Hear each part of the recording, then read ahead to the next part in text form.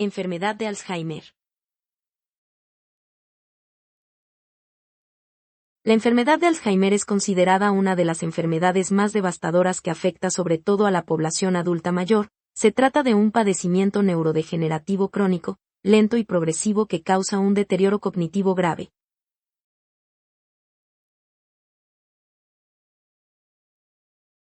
Por mucho tiempo los padecimientos con deterioro cognitivo del adulto mayor fueron considerados un problema propiamente de la senilidad. Por tal motivo, los tratamientos se omitían y la enfermedad seguía su catastrófico curso natural. Sin embargo, fue gracias a las primeras descripciones del médico psiquiatra y neurólogo alemán Alzheimer que se empezaron a sentar las bases para abordar este padecimiento como una enfermedad que debía investigarse histopatológicamente y por lo tanto requería un abordaje terapéutico. La enfermedad de Alzheimer pertenece al grupo de las demencias. En su definición genérica, la demencia se refiere a un síndrome clínico distinguido por un deterioro cognitivo que afecta la funcionalidad y la independencia de los pacientes. Muy a menudo su evolución es gradual y persistente. La enfermedad de Alzheimer tiende a ser cada vez más prevalente a medida que avanza la edad y la carga general es sustancial en todo el mundo. A nivel mundial, se estima que la demencia afecta a poco más de 47 millones de personas. Se calcula que cada 4.1 segundos se diagnostica un caso nuevo de demencia. En un estudio de Medicare de 22.896 adultos mayores, la demencia ocupó el segundo lugar después de la insuficiencia cardíaca como una de las principales causas de mortalidad, lo cual representó el 19% de estas muertes. Las demencias se deben a múltiples etiologías, sin embargo en la mayoría de las revisiones estadísticas la enfermedad de Alzheimer es la causa de entre el 50 al 70% de este síndrome. En segundo lugar se encuentra la demencia vascular con el 20%, seguido de la demencia frontotemporal con el 10% y en tercer lugar la demencia por cuerpos de Lewy. En su prevalencia por edad y género, en esta gráfica donde el eje de las abscisas se enumera la edad y en el eje de las ordenadas la tasa por cada 100.000 habitantes, observamos que a medida que se aumentan los años de edad la prevalencia va en aumento. En cuanto al género es verdad que las mujeres se ven más afectadas en comparación con los hombres, sin embargo esto podría explicarse por el sesgo que implica una mayor esperanza de vida para este género. En su panorama internacional, en esta gráfica se puede apreciar cómo Estados Unidos, Australia, Europa Occidental, América del Caribe y América Latina ocupan los primeros lugares de las prevalencias más altas. En comparación, África presenta la menor prevalencia de las demencias. Es probable que la esperanza de vida y los factores sociodemográficos también influyan en estos datos. En un plano internacional más detallado, durante 2021 en Estados Unidos se estima una prevalencia de 6.2 millones de afectados por esta enfermedad. En Colombia la prevalencia registrada durante 2010 fue de 3.4%, en Brasil la prevalencia fue de 7.3% durante 2014. Del otro lado del Pacífico en España la prevalencia durante 2020 fue de 800.000 casos. En África los registros del 2009 refieren una prevalencia del 4.3% mientras que en Asia fue de 4.7%. Son diversos los factores de riesgo que contribuyen a la aparición de la enfermedad de Alzheimer, entre los de mayor fuerza de asociación se encuentran la edad, la herencia, defectos genéticos y el síndrome de Down. De la edad sabemos que por encima de los 65 años la incidencia de la enfermedad de Alzheimer se duplica cada 5 años. En el caso de tener el antecedente de un miembro de la familia con esta enfermedad el riesgo se incrementa hasta un 50%. Por otro lado se han identificado varias mutaciones genéticas que aportan un mayor riesgo para enfermedad de Alzheimer, aunque su asociación sigue siendo controversial. Adicionalmente, los pacientes con síndrome de Down por sí mismos tienen un elevado riesgo para presentar Alzheimer a una edad menor a los 50 años. También hay evidencia que señala que el antecedente de EBC, la hipertensión, diabetes y conductas del estilo de vida favorecen el riesgo para Alzheimer. Tome en cuenta que un paciente con enfermedad vascular cerebral puede padecer al mismo tiempo un síndrome de demencia mixta.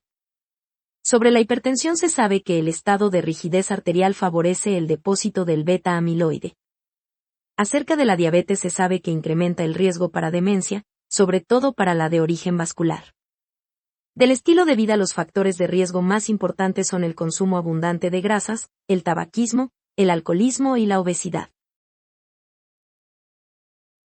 La fisiopatología de la enfermedad de Alzheimer sigue siendo un tema lleno de incógnitas. Hay varias hipótesis que pretenden explicar el origen de esta enfermedad. Una de estas hipótesis plantea una alteración del metabolismo del beta-amiloide. Son varias las fuentes del beta-amiloide. Se puede generar en tejidos y órganos periféricos, a partir de las plaquetas en la sangre y dentro del sistema nervioso central.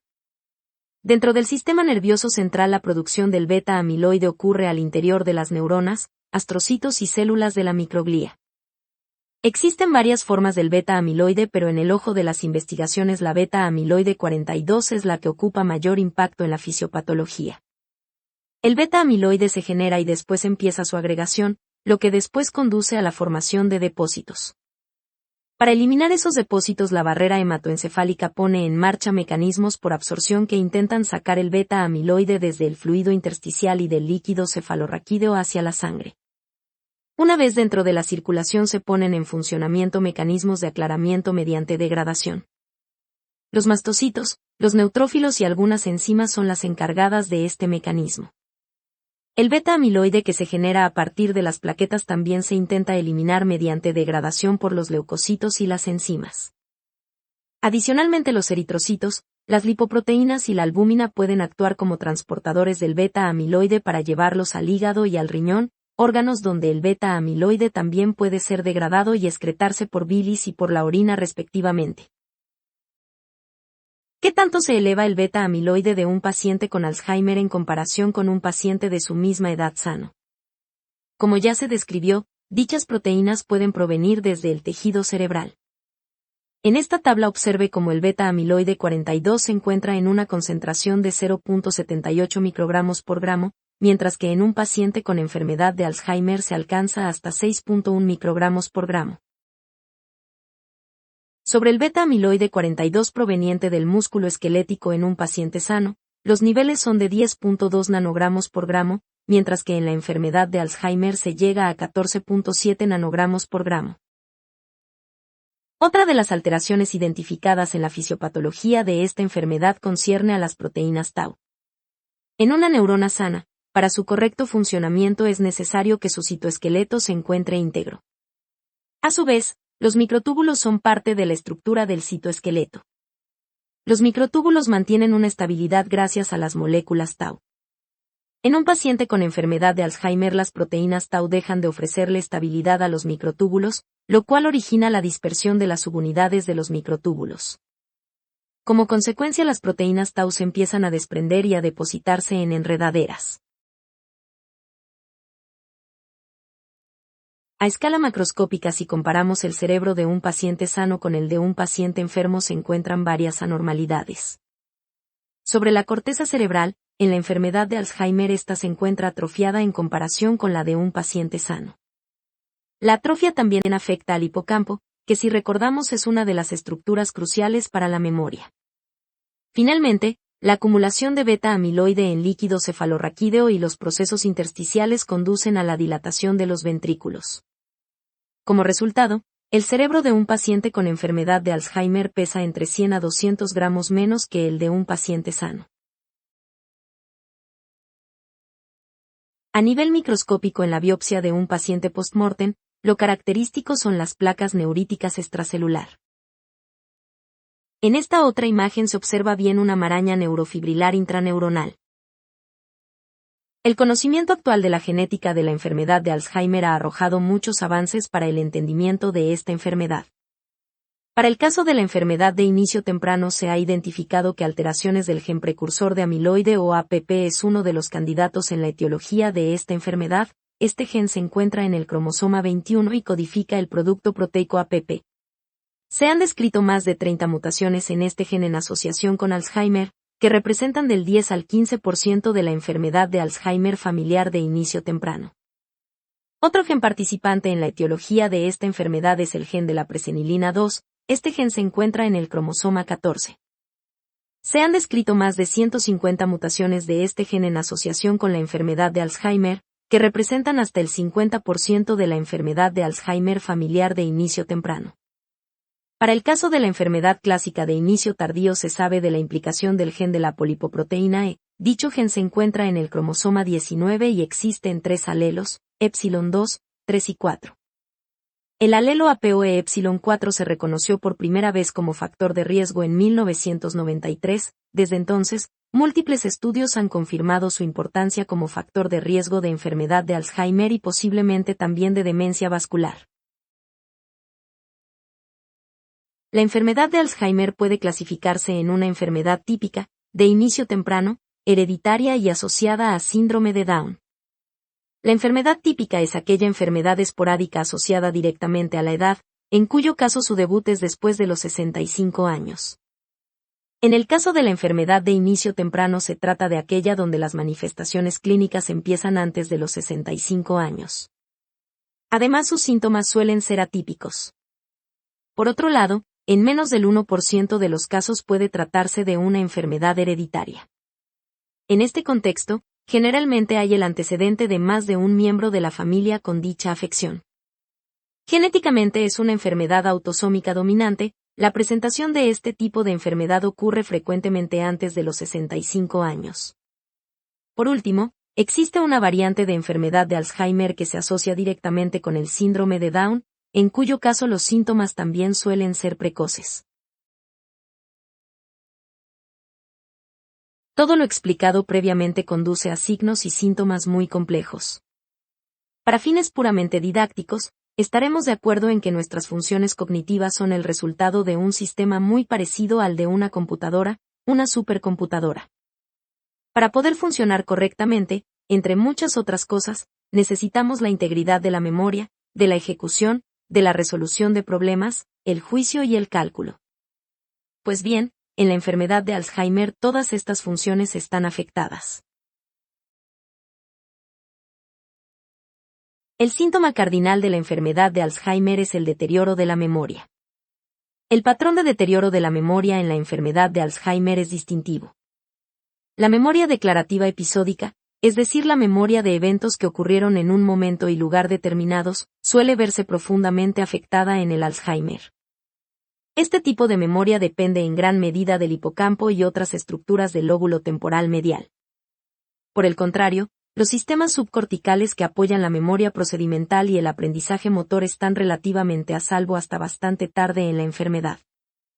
La memoria para hechos tales como el vocabulario y conceptos, es decir, la memoria semántica, a menudo se deteriora un poco más tarde. La memoria semántica está respaldada por regiones temporales neocorticales, particularmente en el lóbulo temporal anterior. En las primeras etapas de la enfermedad de Alzheimer el deterioro de la función ejecutiva puede variar de sutil a prominente. En muchos casos, el paciente no informa de estos síntomas, casi siempre es el acompañante quien refiere estas anormalidades. Para esto, los familiares y compañeros de trabajo podrían mencionar que el paciente se muestra menos organizado y menos motivado. Además, la capacidad para la multitarea a menudo se ve comprometida y a medida que avanza la enfermedad suele surgir una incapacidad para completar sus actividades.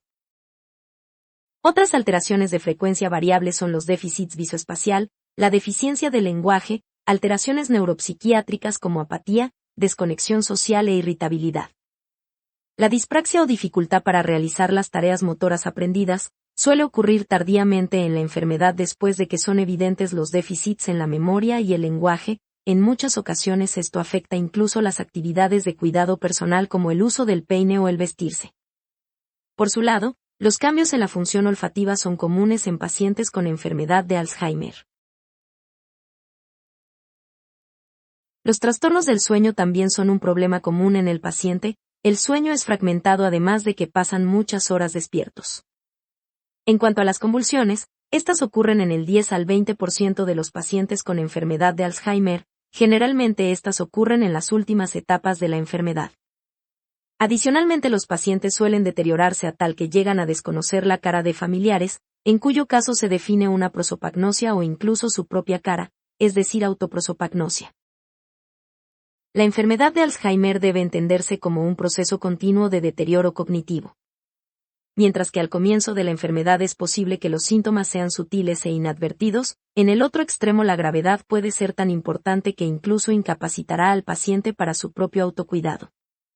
Para propósitos clínicos hay escalas como la clasificación clínica de la demencia que permiten evaluar la gravedad de la enfermedad de Alzheimer de acuerdo a parámetros como la memoria, la orientación, el juicio, las actividades comunitarias, la funcionalidad en el hogar y del cuidado personal. Para justificar el diagnóstico de enfermedad de Alzheimer partimos de una base sólida de conocimientos. A partir de aquí, una historia clínica con buen interrogatorio, la exploración física, el apoyo en pruebas cognitivas y algunas pruebas de laboratorio e imagenología serán los pilares para apoyar el diagnóstico de esta enfermedad. Para la práctica clínica la base del diagnóstico será un buen interrogatorio. Se sugiere que a la consulta el paciente acuda acompañado de un familiar o cuidador para poder hacer una comprobación de los datos que aporte el paciente, ya que en algunas ocasiones por razón del padecimiento puede confabular su discurso. Después del interrogatorio se aplicarán pruebas que permitan evaluar el funcionamiento cognitivo del paciente. Para este propósito contamos con el mini examen del estado mental o mini mental. Otras alternativas son la evaluación cognitiva de Montreal y el cuestionario de Blest. En la mayoría de las guías aún sigue vigente la recomendación de preferir el mini examen del estado mental para la evaluación de la cognición en el contexto clínico que se dirige al diagnóstico de una enfermedad de Alzheimer. En el mini mental se evalúan varias áreas de la cognición, así por ejemplo de la orientación en tiempo se analiza mediante 5 preguntas como son el día de la semana, el año, el mes y la estación del año. En el contexto de la evaluación de espacio se interroga sobre la ubicación donde se está, el piso, la ciudad, el estado y el país. Por otro lado, sobre la fijación se pide al paciente que repita 3 palabras, estas palabras se volverán a evaluar nuevamente más adelante. Para la evaluación del cálculo se le da la orden de ir restando 7 a partir del 100. En la evaluación de la memoria el paciente debe ser capaz de repetir las 3 palabras que se dijeron previamente en la evaluación de la fijación. Pasando a la evaluación del lenguaje y la construcción, el reto consiste en que el paciente pueda reconocer un objeto, se le pide que repita una frase, se le dan instrucciones que el paciente debe ejecutar y además debe escribir una frase sobre una hoja. Adicionalmente el paciente debe ser capaz de hacer una copia de los rombos como se observa en esta imagen. Al finalizar la prueba se suman los puntos de los aciertos que logró superar el paciente. De acuerdo a la guía de práctica clínica un puntaje de 24 a 30 se interpreta como normal. Para el deterioro cognitivo se hace una clasificación como leve si el puntaje va de 19 a 23, moderado si va de 14 a 18 y grave cuando es menor a 14. Se sugiere consultar los formatos y las instrucciones de su ejecución en otras fuentes. En los siguientes códigos QR y en los enlaces de la descripción se encuentran disponibles algunos recursos que ayudarán al médico para la ejecución de estos exámenes. Los siguientes estudios complementarios pueden aportar datos útiles para el diagnóstico de enfermedad de Alzheimer, pero también pueden ayudar a realizar un diagnóstico diferencial con otras enfermedades que podrían cursar con deterioro cognitivo. De la resonancia magnética es probable que en un paciente con enfermedad de Alzheimer se identifique atrofia, ya sea local o generalizada, reducción del volumen del hipocampo y atrofia del lóbulo temporal. Además también es posible encontrar lesiones de la sustancia blanca y dilatación ventricular. Contemple que estos hallazgos pueden ocurrir en otras patologías. Por tomografía puede encontrarse hipometabolismo e hipoperfusión del hipocampo y de la corteza parietal. Por último, aún no se ha llegado a un consenso para definir la utilidad de los biomarcadores moleculares, sin embargo cada vez se está más cerca de estandarizar mediciones para apoyar el diagnóstico y el pronóstico de esta enfermedad. De los biomarcadores candidatos se encuentran la medición del amiloide en líquido cefalorraquídeo y el beta-amiloide como marcador por imagenología. Las mediciones de la proteína tau en líquido cefalorraquídeo y como marcador por PET también se estudia como un parámetro clínico para el diagnóstico. Para el diagnóstico existen varias propuestas de criterios. Tenemos a los criterios de las guías de práctica clínica sobre el diagnóstico del Grupo de Trabajo del Instituto Nacional del Envejecimiento, los criterios del DSM-5 y los criterios del Instituto Nacional de Neurología. Los criterios más usados son los criterios para la enfermedad de Alzheimer del Instituto Nacional de Neurología y Desórdenes Comunicativos. Bajo estos criterios, una enfermedad de Alzheimer definitiva requiere cumplir dos criterios. Número 1, que exista el diagnóstico clínico de enfermedad de Alzheimer probable, y número 2, que exista evidencia histopatológica en autopsia o biopsia cerebral. El diagnóstico probable se puede establecer fundamentado en la clínica. En este contexto se debe encontrar un déficit en dos o más áreas de las funciones cognitivas, una de ellas debe ser la memoria.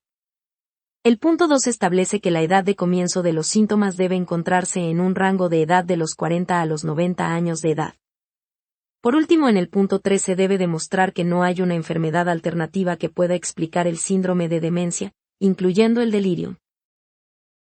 También es posible establecer un diagnóstico de enfermedad de Alzheimer posible cuando el síndrome se manifiesta por un inicio y presentación atípica, cuando se desconoce la etiología y además hay ausencia de otras comorbilidades que puedan causar demencia. La enfermedad improbable se designa cuando el inicio del síndrome fue repentino, cuando se acompaña de signos neurológicos focales, alteración de la marcha desde el inicio y de convulsiones. El diagnóstico diferencial debe descartar delirium, en este caso los datos que le distinguen son una fluctuación del nivel de conciencia, que empeora por la noche y además es reversible. Después de la demencia de Alzheimer, la segunda causa de demencia es la de origen vascular. En este contexto se identifican factores de riesgo cardiovascular como fibrilación o valvulopatías y adicionalmente hay déficits neurológicos focales. Otra alternativa del síndrome de demencia es la enfermedad por cuerpos de Lewy. La presentación clínica de esta enfermedad suele acompañarse de rasgos de Parkinson y de una progresión rápida. La enfermedad de Alzheimer se asocia con muchas complicaciones. Las más comunes incluyen a la neumonía, que en muchos casos suele ser la causa de defunción de un paciente con Alzheimer. Como resultado de la vulnerabilidad que implica tanto la edad como la enfermedad de Alzheimer, los pacientes son propensos a la institucionalización, al aislamiento y la depresión, además de que también suelen ser víctimas de maltrato y discriminación. La mortalidad por enfermedad de Alzheimer es un tema desmotivador. Después de los 70 años, el 61% de los pacientes mueren antes de los 80 años. Si el diagnóstico se hace en mayores de 65 años, la sobrevivencia va de 4 a 9 años.